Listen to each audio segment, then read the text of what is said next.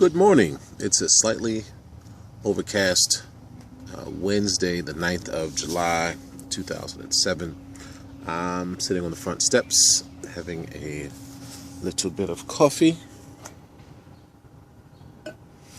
and some toast with some cream cheese and preserves on it. And I wanted to make a wrap-up video log, rather, of this weekend's adventures. I had an absolutely wonderful 4th of July / birthday weekend. Probably one of the best I've ever had. It started off Friday. Well, let's go back about a week ago, Monday before the 4th of July.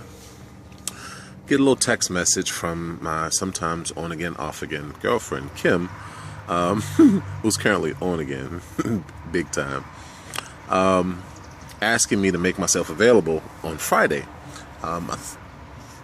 It's 4th of July. I know she has to work on my birthday, which is the 7th, which was Monday.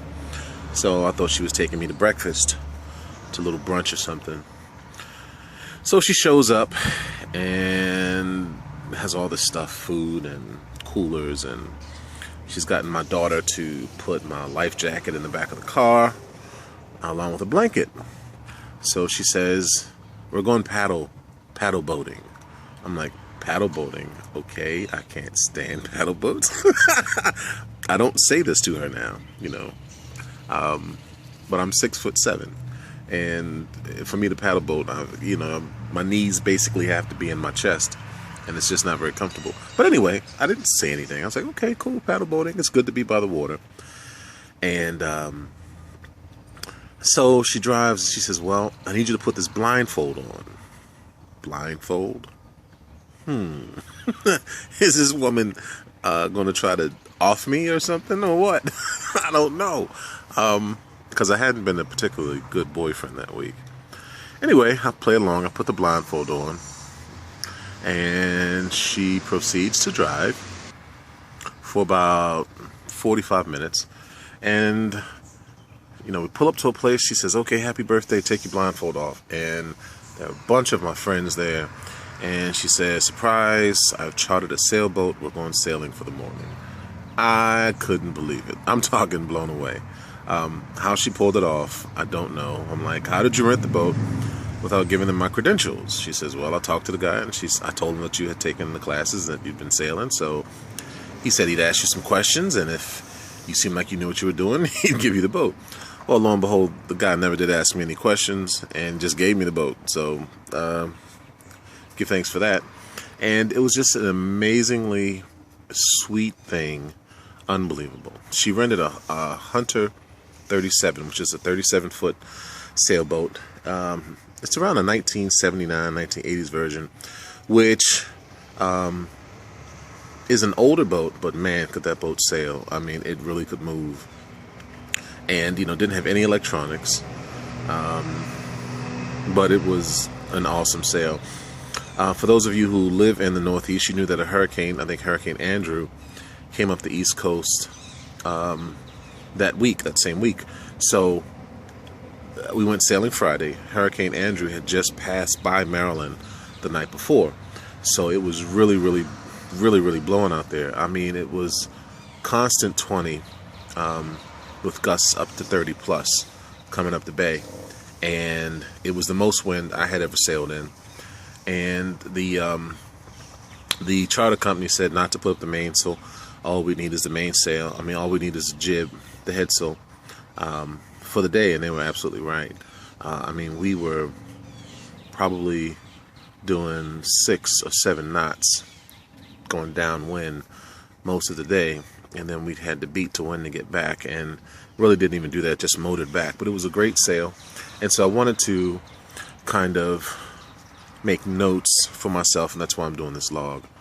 That's my first time in that kind of wind, and I just had some thoughts about it I wanted to document. First one is, when it's blowing like that, what I didn't do is I didn't go through with my crew any type of emergency procedures. I had done that before on a smaller boat, but didn't do it this time.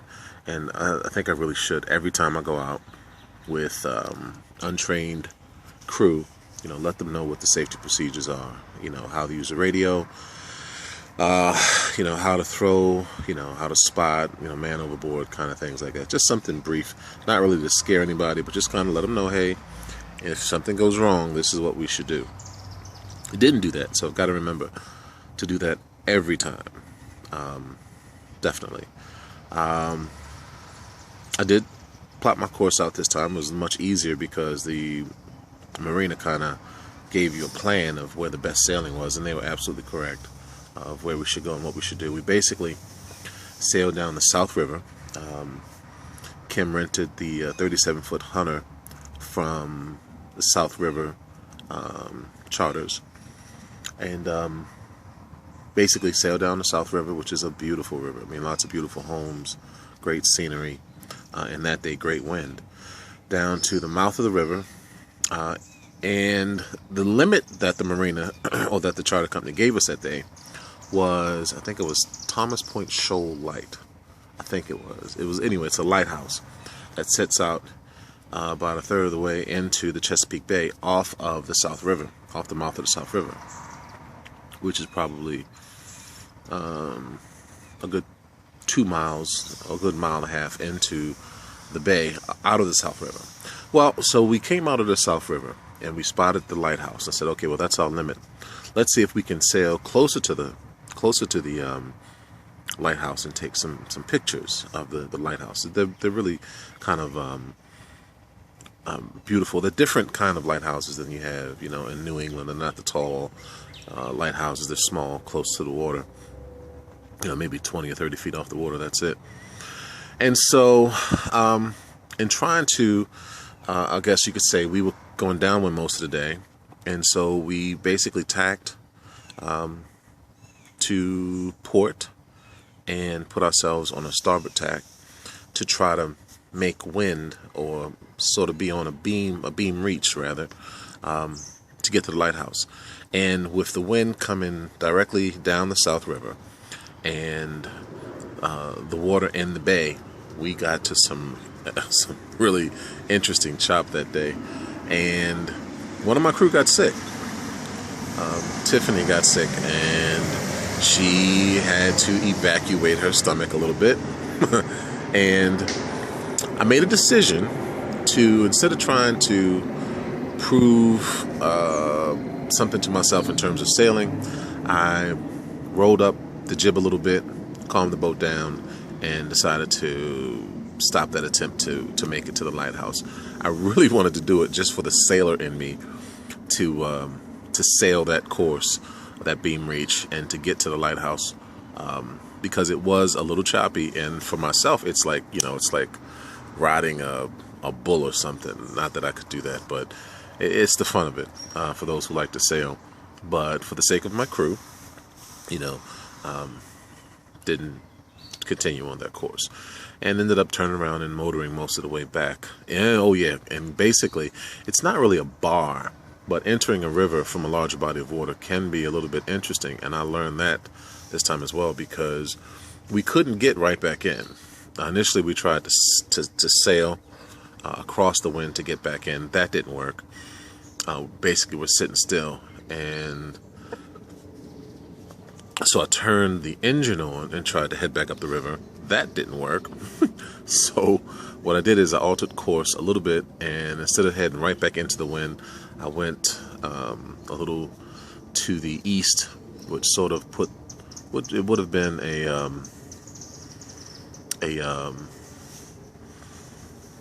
reach, basically, if you can envision that in a sailing term. Would have been a reach. But anyway, finally got through the breakwater, I guess it was, into the river proper, and were able to make it back up the river. That was Friday, the 4th of July. Well, what I had planned for my own birthday was to charter a smaller boat and a much different type of vessel. I learned to sail on a Rainbow 24 last summer, which is a very, very small 24-foot sailboat, which is really a teaching vessel. It was made in the 60s by Sparkman and Stevenson. Well, it was designed by Sparkman and Stevens Sparkman and Stevens for the Annapolis Sailing School, and they have a fleet of them that they've taken excellent shape, kept them in excellent shape, taken good care of them for the past 40 some odd years. Shoot, almost 50 years now. And when I took the sailing class, I didn't like the boat because the instructor would tell you to tack, and the way he wanted you to tack was to, you make your call, prepare to tack, helm to lee, and then he wants you to pass the tiller behind your back. Well, I'm 6'7", and the boom on that boat is probably 5 foot off of the sole up, and so every time I would go to tack, I would have to duck from the boom coming across and then try to pass the tiller behind my back, and there's other people in the boat. It just was horrible. I didn't have a good experience with that, probably because the instructor was a little interesting. At least one of the instructors, this French dude that I will not say his name and libel him on the internet. But there was another teacher who was really calm. He understood what my methodology was. I actually had to let the tiller go and move around in order to do it. But anyway, I had said I would never get in that boat again, and I ended up renting one, and I wanted to teach my daughters how to sail. My one daughter couldn't make it, but I took my other daughter, my older daughter, and one of our family friends, and a friend of mine named Bella, who used to work with me, who also had never been on a small boat. And it was just it was a low wind day, 5 to 10 was the forecast, and when we first set out at 9:30 or so, there was basically no wind. I mean, maybe 3 or 4 knots true, but if that. I mean, really slow. But once we got away from the shore, it picked up a little bit and probably blew, 8 knots, 10 knots, a good portion of the morning, and we had a great sail, a phenomenal sail in that little boat. And I'm building a stitch and glue sailing dinghy. It's only 10 feet. And I wanted to take out a small boat to kind of just remind myself of how I should rig this boat in terms of tiller locations and stuff like that. One of the big complaints that I have about the Rainbow is that the tiller sits right on the cockpit seats and is way moved forward from the transom. It's not a transom hung because the S&S boats have a lot of overhang, so the rudder post is about 5 foot into the boat, and that may be good for performance or not. At any rate, I really don't like that design, and it's right on the seat, so that whole back part of the cockpit seat is wasted for the tiller. So with my boat, I know the tiller's going to be transom hung. I don't have any overhang on my boat. It is a basic pram, sort of like the nutshell pram, but bigger and designed for me. I'm 300, almost 400 pounds and very tall, so I need a boat that's a little bit bigger and its accommodations. And I want to teach my daughter how to sail something very basic. Even though she's been on the larger boats and has sailed with me on those boats, there's nothing like the smaller boats to get the feel of, how the tiller works. In order to go to port, move the tiller to starboard and vice versa.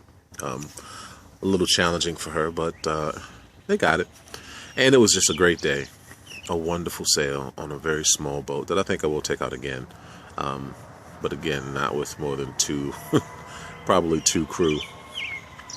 Another note about that sail, it just felt real good because I had never taken out a small boat by myself, and those types of boats, you have to know how to sail or you won't be able to do what you want to do. I mean, there's no auxiliary motor on it. You can't just turn the motor on and motor back. And the wind was coming directly from where we were going. It was blowing from the southwest, a southwesterly wind that day, and coming back to port, that's exactly where I had to go, to southwest. So my first approach, they have a very narrow channel entering the private marina there for the Annapolis Sailing School, and it can't be more than 25 feet wide. And so my first approach, it just died, and I was a little bit off on my angle, so that every time I try to go right in, I would be directly in the wind, and my sails would start to flap and flutter. So I had to, go back, turn around. I made my approach a little bit different.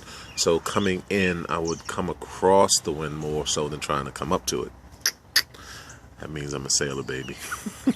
And made it in no problem. Pulled right up to the dock and perfect approach. Oh, also, that's what I wanted to recap.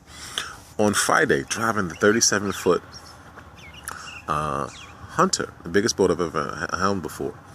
Of course, you know, any sailor knows coming back to port is potentially the most dangerous time and where you can cause a lot of problems. And so the slip that we took out of was, let's say, you know, slip 20. Well, when we were coming back, there were guys on the dock waving to us, say, hey, pull in here, not over there, here. And so my approach, I was coming in a little bit fast to actually pull into where he was telling us to go. So I actually made a turn and adjusted myself. I stopped, I prepared myself. I said, okay, the wind's coming from here, the current's doing this, he wants me to go there.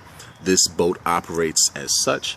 And what I mean by that is this boat, when you put it in idle, this Hunter 37, it was in idle, it still have a little forward momentum. I don't know if neutral, rather, if it's really disengaged, or if the transmission was really disengaged or what. But again, an unfamiliar vessel, so I had to work with what I knew. And so I said, okay, I made my approach. The wind was blowing me down, so if the dock was directly at 0 degrees, I went to maybe 330, came off dock a little bit, knowing that the wind would blow me back down. I made my approach perfectly slow, and then as soon as I got to the dock, I cut the engine off because I knew the boat would still drift closer and closer and closer, and it was perfect. The guys at the marina were just like, yeah, man. They were giving me accolades because they said it was a perfect approach, a perfect maneuver. Beautiful. I love it. I love it. I love it. So with that, in combination with sailing the smaller boat, I'm just really feeling good about my sailing skills, and you know, looking forward to continuing this sport.